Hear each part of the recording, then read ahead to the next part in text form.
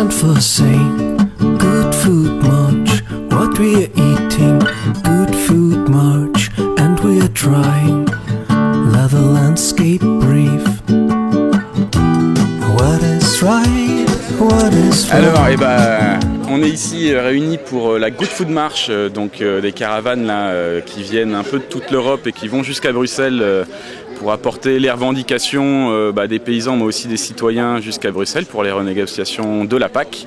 Donc là on est là dans le Loir-et-Cher, on fait une petite caravane tracto-vélo et on se dirige jusqu'à la ferme du Petit Ville-Sablon où on fait une fête paysanne avec une conférence sur la politique alimentaire. Et donc tous les actes du débat vont alimenter la boîte de doléances qui ira jusqu'à Bruxelles. J'ai 50 et quelques années, ça fait plusieurs réformes de la PAC que l'on a eues.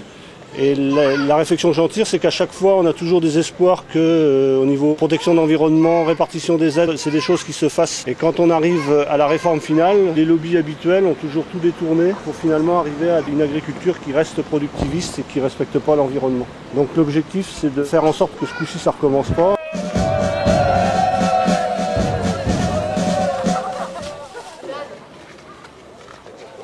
Nous, ce qu'on veut, c'est une campagne accueillante. On veut que les terres sortent du marché spéculatif pour installer les jeunes. On veut une PAC qui préserve des campagnes vivantes. Je veux une PAC qui respecte l'ensemble des producteurs. J'ai été un peu à l'école quand même, et j'ai eu des cours d'économie. Je crois qu'il y a un vrai souci avec les aides qu'on touche en France qui déséquilibrent des pays bien loin d'ici, puisqu'on leur vend nos cultures dépend des leurs qui coûtent plus cher. En tout cas, je pense que les primes, elles sont là pour que l'agriculture française soit capable d'un peu inonder le monde.